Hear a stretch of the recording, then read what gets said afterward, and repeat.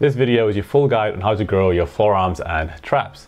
We are going to cover the single best exercise for forearms and traps, why forearms and traps are stubborn but not impossible to grow, the anatomy of both muscle, best exercises for both of them, and the perfect rep tempo and rep ranges for growth.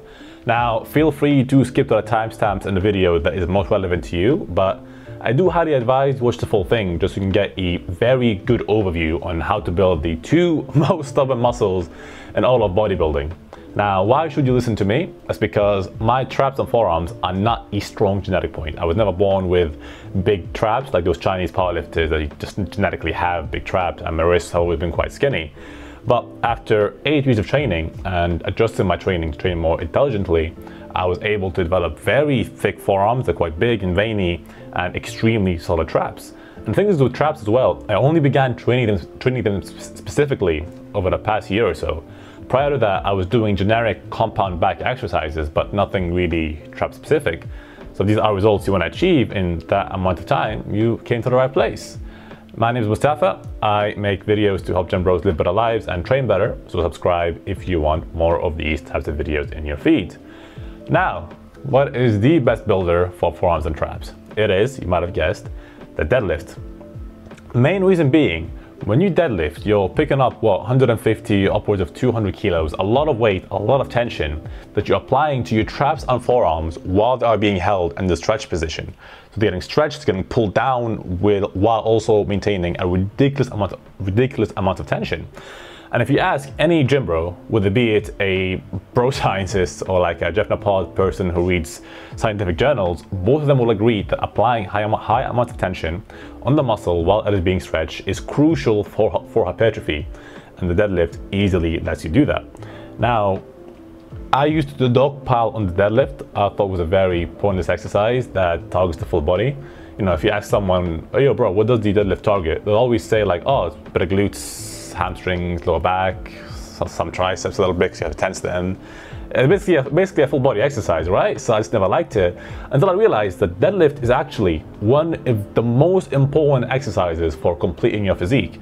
Not only does it build your posterior chain, gives you good posture, so your chest is naturally higher and your glutes are not like tucked out like you have a pelvic like you have a pelvic tilt back, but also builds your traps and forearms. If you look at any powerlifter with a good deadlift, they always have decent traps and decent forearms, almost without a doubt, right? So I highly advise you incorporate some sort of deadlift strength aspect to your training routine. I would recommend doing heavy deadlifts, 5x5 or 3 sets of 8 or 3 times a week, and max out once a week. That's what I would advise. And if you keep doing this consistently over time, you will see big changes in your traps and forearms. Now, why are forearms and traps so stubborn but not impossible to grow? There's a few main reasons. A, there's a serious lack of range of motion. If I ask you to train your biceps, or how you would train your biceps, you do a bicep curl, right? Where you go all the way out, nice, big, eccentric, all the way in, big range of motion. You can hold a little bit for some static work, and it's very easy to get a lot of variety of exercises just because how much you can move, how many angles you have. While with forearms, for example, it's just wrist curls, right? You can't really do it in many angles. You can do it regular and reverse, and that's about it. And the range of motion is very small. So compared to other muscle groups, it makes it very difficult to train if you're not actively trying to find different ways to train it. And same thing for your traps. Just shrugs, really, and some static holds like deadlifts when you hold the bar at the top.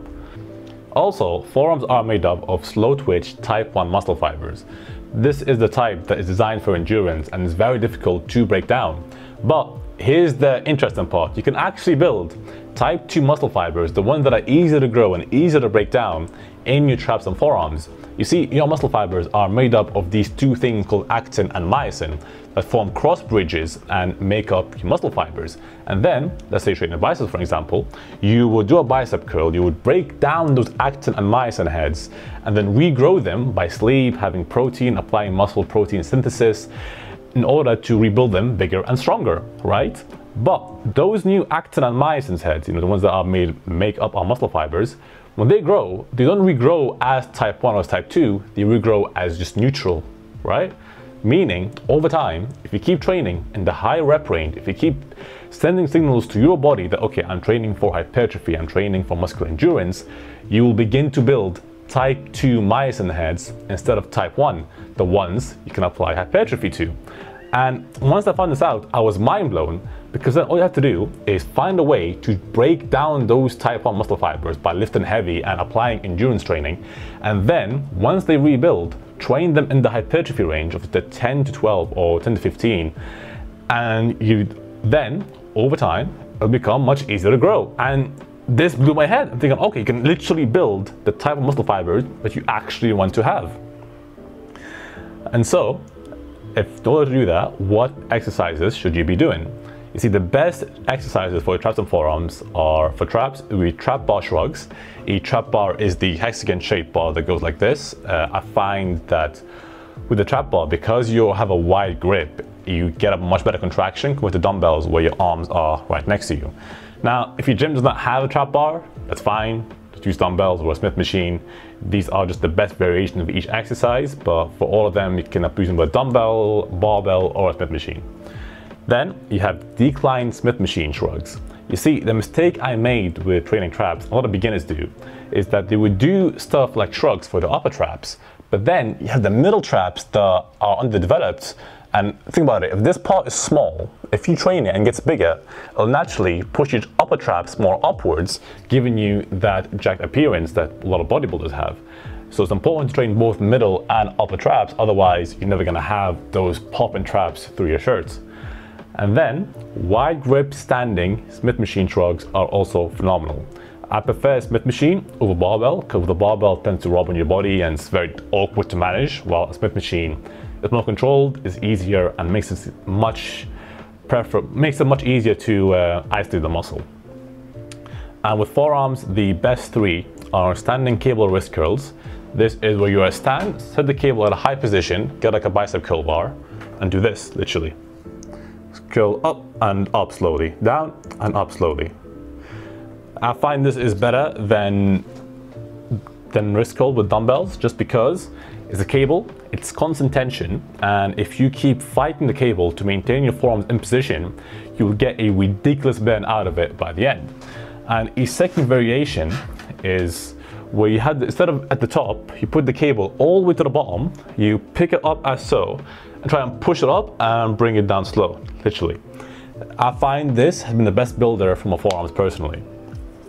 Then you have dumbbell wrist curls. They're just such an easy exercise to do, where you feel your forearms activating, while also you're able to apply progressive overload, because you can easily just increase the weight each time you do it, or increase more reps, more sets, etc.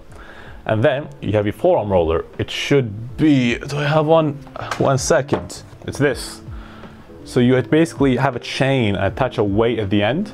You simply roll up till the whole cable comes back down. Once it's down, you roll it back up. This is a killer forearms workout. You can buy it off Amazon for 10 to 15 bucks. It's really not that expensive. And forearms is a big weak point that I do recommend you invest in one. And when training these, remember, you have to train hard. If I look here, like I'm making some mad funny faces when training traps, because it should be painful. When you're training traps, the contraction really hurts, and you need to keep going to the point where you're making these kind of faces, otherwise you're not going to grow, because intensity is easily the most important aspect when it comes to building muscle. Now, tempo and rep ranges. For forearms, high rep range, that's all you got to do, 12 to 25 reps, focusing on the negatives. Traps I would recommend to alternate from high rep range, 10 to 20, to low rep ranges, 7 to 12, mainly because traps have a slightly better ratio of type 1 and type 2 muscle fibers, so it's better to apply both. And then use row reps. At the end, when it gets heavy, just jump up, get the weight up, and then bring it down slow. Jump up, get up, and bring it down slow. Of course, try and bring it up in control during the early reps, but if you can't, then near the end, just find a way to get the weight up, even use a spotter, and then focus on the negative, bringing it down. And when training traps as well, a very important key point is bend your elbow slightly. Don't have your arm straight, having the slight bend and moving your head forward will really help to bring the contraction. In fact, follow along now. Have your arms straight like this and shrug. You feel your traps activating, right? But then if you push your head forward, bend your elbow slightly, it looks a bit silly, but it really works, and you shrug, all of a sudden, you can really feel your traps engaged significantly more. So when doing any like trap bar shrugs or dumbbell shrugs, try and apply that bend to the elbows.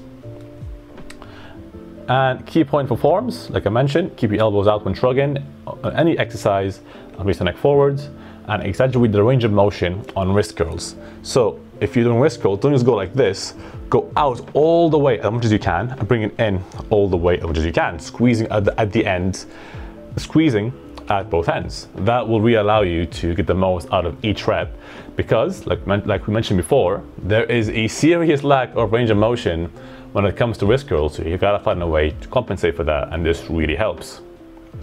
Now, if you would like one-to-one online coaching and build the best traps and forearms ever, feel free to apply in the first link in the description. And if you got value out of this video, please like and sub. It doesn't cost you a thing and really helps me out. Any questions, leave it in the comment. If you're unsure about anything or want further clarification, I'm more than happy to get back to you and give you free professional advice. And as usual, thank you for your time and attention. It's a valuable resource and I appreciate you giving it to my videos. And I'll see you in the next one. Bye-bye.